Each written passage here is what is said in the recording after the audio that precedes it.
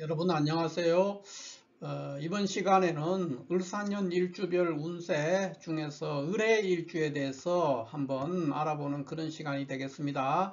자, 이 을의 일주는 구조가 일지에 이렇게 해수가 있고 천간에 을목이 있어요. 그래서 이걸 이제 물상적으로 얘기하면은 부평초 이렇게도 얘기하고 뗏목이다 이렇게 이제 바다 위에 떠 있는 뗏목이다 이런 표현도 합니다. 그래서 이 을의일주는 기본적으로 굉장히 주거 이동이 많다 이렇게 볼 수 있고, 또 해외와도 인연이 굉장히 많은 사람이고, 일지가 이 해수라는 자체가 역마의 기운을 띠고 있기 때문에 늘 분주하고 그 이동이 굉장히 많고 주거가 일정하지 않다 이렇게 볼 수가 있습니다. 성정상으로는 이 해수가 정인이거든요, 십신으로. 그래서 정인의 속성으로 인해서 매우 사람이 다정다감하고 섬세하고 양심적인 그런 성향을 보인다 이렇게 볼 수 있습니다. 그러나 해수는 기본적으로 이것은 이제 고독과 깊은 인연을 가지고 있기 때문에 남자든 여자든 특히 여자라면은 공방수가 있다 이렇게 볼 수 있죠. 고독한 사주다 이렇게 볼 수 있겠습니다. 특히 부부연에서는 많은 부분에서 고독과 연결이 될 수 있다 이렇게 볼 수 있어요. 일지 해수가 이제 우리가 십신으로 정인이라 그랬는데, 정인했기 때문에 늘 배우는 거에 관심이 굉장히 많습니다. 그래서 학문을 숭상한다 그랬어요. 또 도덕과 예의를 매우 중시하고 성정이 매우 섬세하고 다정다감한 그런 모습을 보인다 이렇게 볼 수 있습니다. 그러나 을목이 해수를 바라봤을 때는 포태법상으로 사지에 놓여 있어요. 그렇기 때문에 을의일주는 대체적으로 배우자와의 관계가 썩 좋지가 않습니다. 또 배우자의 인연이 굉장히 짧고 혼인 생활에 있어서 우여곡절이 있는 경우가 많다 이렇게 볼 수가 있죠. 이것은 이제 남자든 여자든 비슷한 그런 현상을 보일 수가 있습니다. 사주 내에서 다른 격국으로 그거를 상쇄할 수 있는 그런 구조가 아니면 을의일주는 전반적으로 배우자 연은석 좋지 않을 수가 있습니다. 왜 그러냐? 을목이 해수에서 사지에 놓여 있기 때문에 그렇다 이렇게 보는 것이죠. 그 일지가 배우자의 자리이기 때문에 그렇습니다.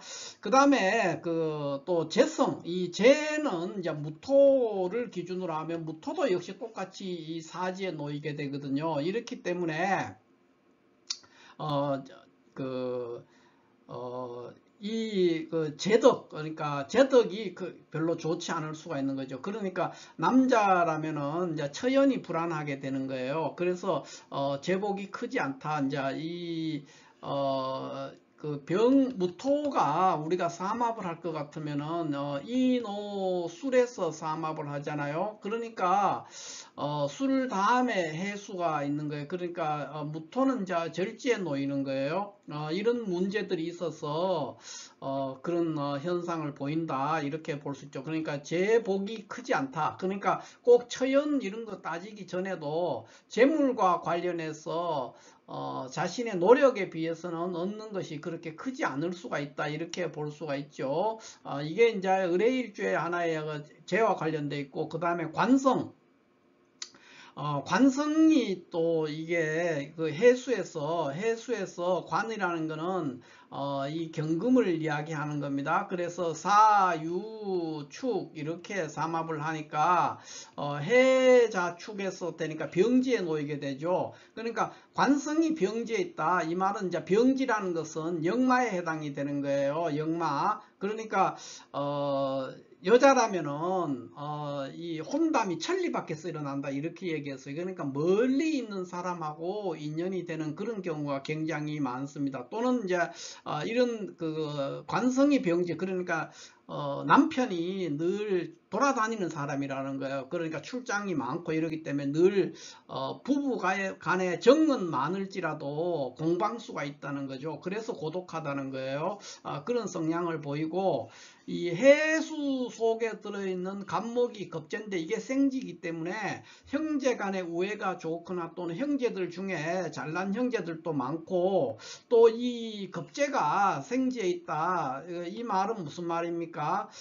간목이 해묘미에서 삼합하니까 생지에 있으니까 어떤 행동력이라든가 이런 것들은 굉장히 좋고, 또 어떤 그 욕심이라든가 질투심 이런 것들도, 그러니까 경쟁심 이런 것이죠. 그런 것들이 굉장히 강렬하게 나오는데, 이 사람이 만약에 사업을 하는 사람이라고 한다면은 굉장히 행동력도 좋고 욕심도 많고 노력도 열심히 하는 사람이지만은 재성이 이 사지에 놓여 있는 그런 관계로 인해서 노력 대비 결과는 좀 미흡해질 수 있다, 이렇게 보는 거예요. 그게 이제 하나의 특징이다, 이렇게 볼 수 있고, 또 해수는 이제 다르게 보면은 이 해수 자체가 천라지망에서 이제 종교성에 관련 천문에 해당이 되거든요. 그래서 의뢰일주들은 대체적으로 종교나 철학 이런 데도 굉장히 관심이 많고, 예지력이라든가 꿈을 많이 꾸기도 하지만 꿈이 잘 맞아떨어지는 그런 것도 되고, 굉장히 아이디어가 번뜩이는 그런 현상을 보인다, 이렇게 볼 수 있습니다. 그러면 이제 우리가 의뢰일주를 여러 가지로 분석을 해봤는데, 이 의뢰일주를 요약해서 그냥 한 줄로 표현하면 어떻습니까? 의뢰일주는 굉장히 양심적이고 도덕적이고 학문을 추구하는 사람이다, 이렇게 볼 수 있죠. 그런 관계고, 또 다른 한편으로는 재성이 그 힘이 없어서 제복이 작은 어떤 그런 구조가 되어 있습니다. 그런 구조인데 이제 을사년이 되면 어떻게 되느냐는 거죠. 그러한 속성을 가지고 있는 을해일주가 을사년이 됐을 때는 어떻게 될 거냐, 이런 얘기가 되겠죠. 그러면은 이제 이 모든 것들이 직장에 다니는 사람은 월급을 받아서 생활하는 거기 때문에 큰 문제가 없어요. 을목이 비견이고 사화가 상관이지만은 을목 입장에서는 욕지에 해당이 되거든요. 그렇기 때문에 큰 문제가 없습니다. 그래서 뭐 무난하게 이렇게 지나갈 수가 있는 해고, 괜찮다 이렇게 볼 수 있죠. 길하다 뭐 이렇게 볼 수 있죠. 그 다음에 공부를 하는 학생도 좋은 해가 될 수 있습니다. 그러나 연애에 관련되는 사람은 이별의 운이 있고요. 그러니까 헤어지기가 쉽고 만나기도, 새로운 인연을 만나기도 쉽지 않습니다. 그러니까 기존에 있던 사람도 잘 만나기가 어렵고 깨지거나 헤어질 운이죠. 그 다음에 건강의 면에서도 을해일주 자체가 신강한 구조는 아니기 때문에 건강도 매우 불리한 해다, 이렇게 볼 수가 있죠. 그 다음에 사업을 하는 사람은 어떠냐? 굉장히 왕성하게 활동을 하겠지만 실질적으로 이 을해일주 자체가 재성이 아까 이제 무토가 술토에서 고지에 있고 그 다음에 해수니까 절지에 있는 거예요. 그렇기 때문에 재성이 절지에 있는 관계로 굉장히 많이 노력을 해도 사업하는 사람이 노력 대비 결과는 그렇게 썩 좋지는 않다, 뭐 그렇다고 뭐 흉하다 이렇게 보기는 어렵지만은 그렇게 좋은 해가 되기는 어렵다, 이렇게 볼 수가 있죠. 이게 이제 을해일주의 특징입니다. 자, 그러면 전체 사주 구조에서 한번 보자고요. 자, 이러한 을해일주가 천간에 갑이나 을이 있다, 이렇게 된다면 어떻게 되겠습니까? 그러면 을사년이 이미 갑을이 있는데 또 을사에 천간으로 을목이 또 왔는 거는 별로 반가운 게 없어요. 그냥 분주하기만 하고 뭐 시끄럽기만 한 상태고, 또 나의 어떤 여러 가지를 나눠야 되는 거예요. 이거는 이제 학생도 그럴 수 있고, 뭐 여러 가지 사업하는 사람도 있고, 학생도 나의 정보를 주변의 친구들한테 나눠주기만 하지 내가 그것을 얻기는 어렵거든요. 그래서 갑을이 이렇게 있으면 좋지 않을 수가 있습니다. 그러나 이 경우에도 여기에 월지가 해월이나 자월인데 여기에 뭐 무토나 이런 게 있는 경우라 그러면 아주 괜찮은 해가 될 수가 있습니다. 매우 성공적인 한 해가 될 수 있죠. 그렇기 때문에 이런 이제 글자 한두 개가 어디에 있다 없다 이런 거를 사실 이 일주를 얘기하기가 매우 조심스러운데 그냥 전체적인 분위기가 그렇다 이렇게 정도만 알고 가야 돼요. 자, 자세한 것은 이제 이 명리가들에게 본인이 궁금하면 구체적인 것들은 알아보는 것이 좋습니다. 자, 그 다음에 병정이 있는 경우에는 성 나쁘지는 않습니다만은 이 병화가 있는 경우에는 구설수에 노출이 될 수가 있다 이렇게 볼 수가 있죠. 여러 가지 뭐 면에서 병이든 정이든 성 나쁘지는 않습니다. 그 다음에는 이제 병정, 그 다음에 무토나 기토가 있는 경우거든요. 무토나 기토가 있으면은 좋지가 않습니다. 그러니까 을목이 운의 쏘움이 탈재 현상이 일어나기 때문에 안 좋은데 이 경우에도 해월이나 자월에 태어난 을목이라면 좋을 수가 있어요. 오히려 돈을 벌고 친구의 도움을 받을 수도 있고 좋은 현상을 만날 수가 있다. 그래서 길하게 되는 것이죠. 무토나 기토가 있는데 그게 해자월생이라면은 해자월의 을의일주라면은 좋다. 이렇게 볼 수가 있고요. 그 다음에는 이제 우리가 경신금을 생각해 볼 수 있는데 경금이나 신금이 있으면은 이 경금이 있는 경우라면은 좋지 않은 해가 되게 대부분이 좋지 않습니다. 그러나 신금이 있으면은 크게 나쁠 거는 없다 이렇게 볼 수 있죠. 그러나 경금이 있을 때는 여러 가지로 좋지 않은 해가 될 수 있다 이렇게 볼 수 있습니다. 그 정관이 합거되기 때문에 그렇습니다.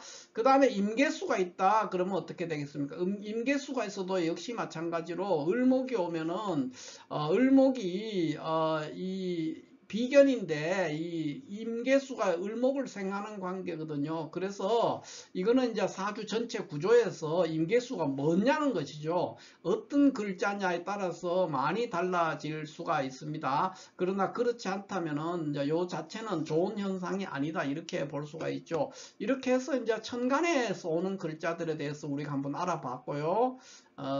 그 다음에 이제 지지로 오는 글자를 한번 생각해 볼 수 있는데 지지로 오는 것들은